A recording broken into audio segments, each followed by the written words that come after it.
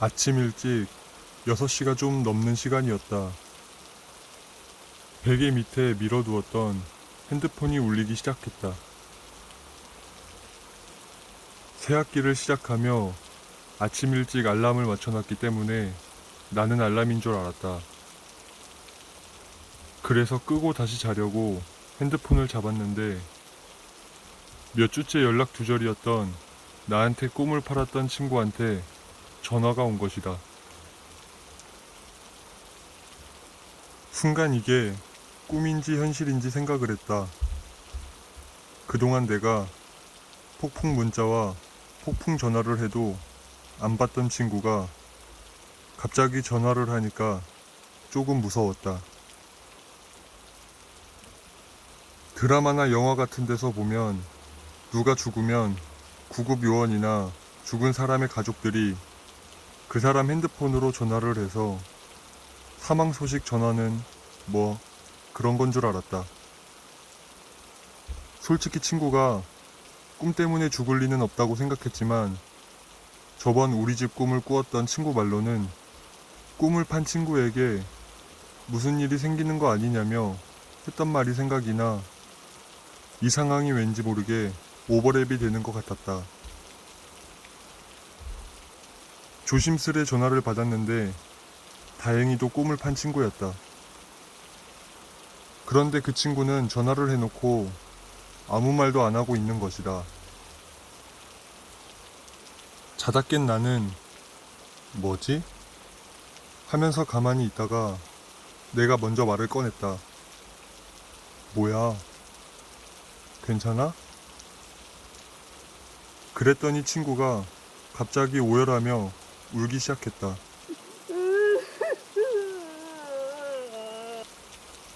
나는 친구한테 무슨 일이 생겼나 싶어 소름이 돋았다. 내가 울지 말라며 왜 그러냐고 물어봤더니 그냥 미안하다는 말만 했다. 솔직히 내 꿈을 꿔준 친구와 얘기한 후 꿈을 판 이 친구가 조금 미웠는데 지금 이렇게 울면서 미안하다고 하니까 왠지 안쓰러웠다. 내가 자초지종 어떻게 된 거냐고 물어봤다. 첫 번째 영상의 얘기처럼 내가 꿈을 판 친구를 나쁘게 몰아가는 건가 싶었는데 진짜 나쁜 년이 맞는 듯했다. 자초지종 말하려고 전화한 게 아니라 미안하단 말 하려고 전화했다고 한다. 그러고선 친구는 먼저 끊겠다고 하고 전화를 끊었다. 자다 깬 것도 서러운데 친구한테 능욕당한 것 같아 다혈질인 나는 바로 내 꿈을 꿔준 친구에게 전화를 했다. 내 친구는 다행히 깨어 있었는지 내 전화를 바로 받았다. 있었던 얘기를 설명하며 서로 한참을 얘기하고 있었는데 친구가 나한테 꿈을 판 친구의 언니한테 한번 물어볼까? 라고 했다. 이 친구는 그 꿈을 판 친구의 언니와 친했었기 때문에 전화해보겠다고 하고 전화를 끊었다. 그러고 나서 점심이 되기 전쯤 언니에게 전화해본다는 친구한테 전화가 왔다. 근데 친구가 하는 얘기에 나는 소름이 돋았다. 그 언니와 꿈을 판 친구는 2살 차이로 친자매기는 했지만 사이가 아주 좋진 않았다고 한다. 그냥 서로 내 위로 언니가 있고 내 밑으로 동생이 있구나 했다고 한다. 하루는 언니가 동생이 너무 신나 보이길래 왜 그러냐고 물었더니 친구들과 MT를 가기로 했다면서 완전 좋아했다고 했다. 언니는 어차피 자기가 가는 것도 아니기 때문에 어디로 가는지 누구랑 가는지도 궁금하지 않아 그냥 그러려니 했다고 한다. 그런 언니도 이상한 낌새를 알아차리기 시작한 건 동생이 MT를 다녀와서부터였다. 동생이 MT에서 돌아온 날 저녁 10시에서 11시쯤이었다고 한다. 언니랑 엄마는 치킨을 먹으면서 TV를 보고 있었는데 동생이 온 것이다. 술이 살짝 취했는지 계속 혼잣말로 너무 재밌었다는 둥, 어쨌다는 둥, 자랑질을 막 했다고 한다. 언니랑 엄마는 빨리 씻고 자라며 치킨을 마저 먹고 각자 방으로 들어갔다고 한다. 언니와 동생은 같은 방을 사용했고 침대 하나에 동생과 언니가 같이 잠을 잔다고 했다. 동생은 먼저 퍼질러서 자고 있길래 언니도 자려고 옆에 누웠다고 했다. 언니는 친구들이랑 카톡하면서 꾸벅꾸벅 졸고 있었는데 갑자기 옆에서 누구세요? 깜짝 놀래서 봤더니 동생의 잠꼬대였던 것이었다. 평소에 잠꼬대하는 동생이 아닌데 오늘은 너무 피곤해서 그런가 싶었다고 했다. 그런데 자꾸 옆에서 누구세요를 반복했다고 한다. 언니는 다시 자려고 하는 순간 소름이 끼쳤다가 이거 대꾸해줘야 하는 건가 싶어서 언닌데요? 이랬다고 한다. 그랬더니 동생이 아저씨가 왜 우리 언니예요? 우리 언니 아니잖아요. 누구세요? 아저씨 누구세요? 언니는 여기서부터 너무 무서워 잠에도 못 들고 설치고 있었는데 어느 순간 잠이 들어서 잠을 잤다고 했다. 아침에는 멀쩡한 동생을 보고 그냥 개꿈을 꾸었구나 하고 말았는데 하루가 갈수록 점점 수척해지는 것 같았다고 했다. 불면증도 있어 보이는 것 같았고 엄마가 무슨 일 있냐고 물어봐도 그냥 악몽을 꿨다고만 말하며 입을 다물었다고 했다. 근데 어느 날부터인가 동생이 상당한 개운한 얼굴로 자고 있었다고 했다. 이때가 아마 내가 꿈을 사서 꾸고 있었을 때였던 것 같다.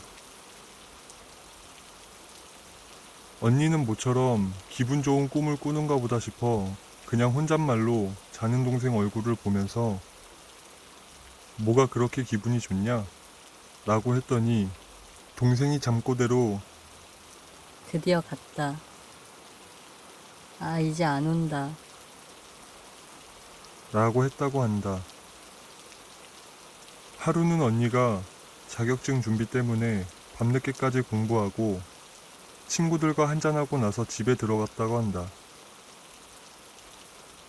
방에 들어가서 누우려고 보니 자고 있는 동생의 얼굴이 완전 울상이었다고 했다.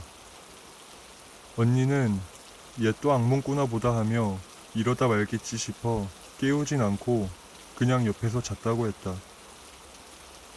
한참을 자고 있는데 늦은 새벽에 갑자기 누가 자기를 툭툭도 아니고 퍽퍽 치길래 아 뭐야 꿈이야?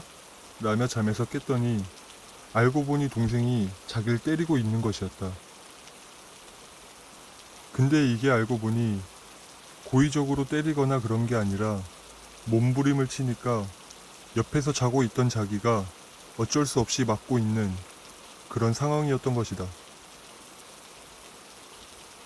평소 욕을 잘 하지 않는 언니인데 순간 욕이 올라오며 동생을 깨우려고 하는 순간 갑자기 동생이 이불을 확 걷어내더니 침대 아래로 대굴대굴 떨어졌다고 했다. 언니가 깜짝 놀라 야, 괜찮아? 라고 물었는데 동생은 아직도 잠에서 깨어나지 않은 상태였다고 했다.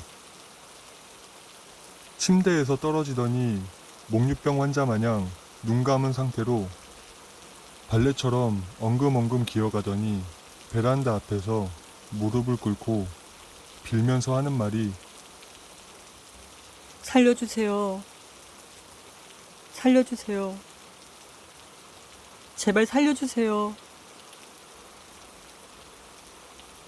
언니는 너무 무서워 소리를 지르면서 엄마 아빠 방으로 뛰어들어갔다고 했다.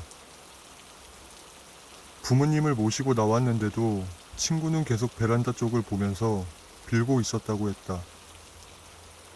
아빠가 너무 당황해서 정신 차리라며 따귀를 때렸는데도 뭐에 홀린 것 마냥 아직도 꿈을 꾸는지 계속 빌기만 했다고 한다.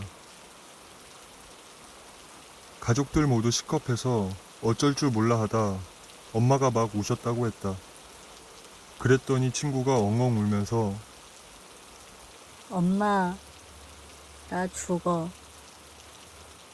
엄마, 살려줘, 엄마. 나 죽기 싫어. 하면서 기절했다고 했다.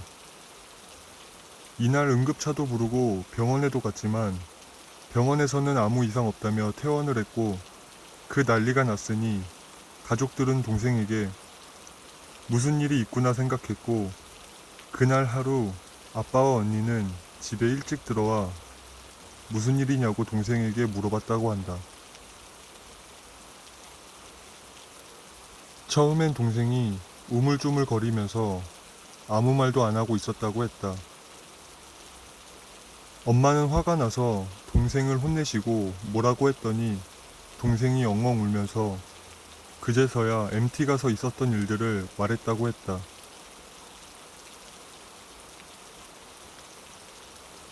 얘기를 들어보니 다른 건 수상해 보이는 일은 없었고 수상한 게 하나 있다면 애들끼리 폐가 체험을 한 거였다고 했다. MT에서의 상황을 요약해 보자면 친구 셋과 동생 총 4명이서 충남으로 MT를 갔다.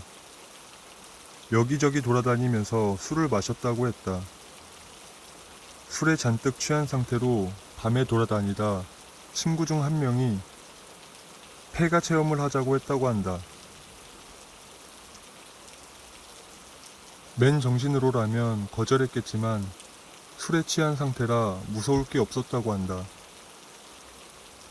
슬슬 술이 깨면서 맨정신으로 돌아올 때쯤엔 어떤 집에 들어와 있었다고 했다.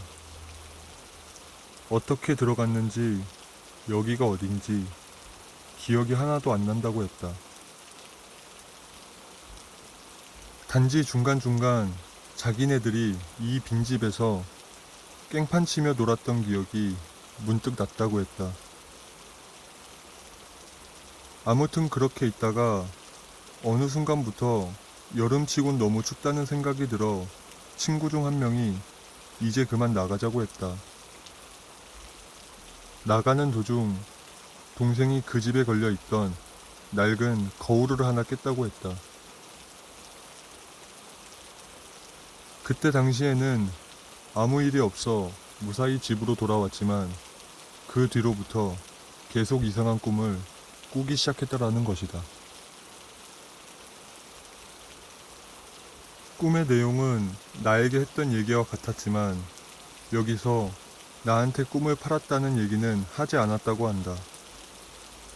엄마와 언니, 그리고 아빠는 무교인이시고 엄마는 특히 무속인을 믿지 않으셨다고 한다. 하지만 막상 일이 이렇게 되니 TV에서 보듯이 무당부터 찾게 됐다고 했다. 엄마는 동생과 같이 그곳에 간 친구들 집에 연락을 해보니 동생보단 덜하지만 나머지 3명의 친구들도 안 좋은 일이 있었다고 했다. 그래서 그 친구들까지 데리고 지푸라기라도 잡는 심정으로 지인분들께 연락해 용하다는 무당을 찾아갔다고 했다. 그곳엔 화장 진하게 한 무당이 있었고 그 무당은 동생과 동생 친구들을 노려보면서 주인 있는 집에 함부로 들어가더니 꼴 좋다 라고 얘기를 했다고 한다. 엄마들이 어떻게 좀 안 되겠냐고 했더니 무당이 애들을 쓱 보더니 동생을 노려보며 다른 년들은 떼어내기 쉽지만 저 년은 어려워. 죽을 팔자야 라고 얘기를 했다고 한다. 엄마랑 언니는 눈물을 흘리면서 그래도 어떻게 안 되겠냐며 제발 살려달라고 했다. 그랬더니 무당이 동생에게 너 뭔가 숨기는 거 있지?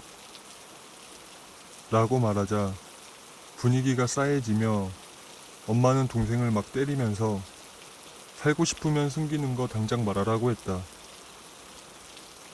하지만 동생은 숨기는 거 없다고 우겼다고 했다. 그러자 무당이 너 말 안 하면 누가 모를 줄 알고? 인연이 엄한 친구년 팔아먹었잖아! 하면서 호탕을 쳤다고 했다. 친구는 그제서야 내 얘기를 꺼냈다고 했다. 어쩌다 만나게 돼서 꿈을 팔게 된 얘기. 꿈을 판 그 뒤로는 악몽을 안 꾸었고 친구한테 연락이 계속 왔지만 연락을 받으면 자기를 원망하고 다시 꿈을 가져가라고 할까봐 겁나서 연락을 끊었다는 얘기까지. 찬물을 끼얹은 분위기에 무당은 동생한테 쓸데없이 명줄이 긴 년을 친구로 둬서 다행이라며 그나마 그년한테 팔았으니 망정이지 다른 년한테 팔았으면 그녀는 벌써 죽었다고 했다.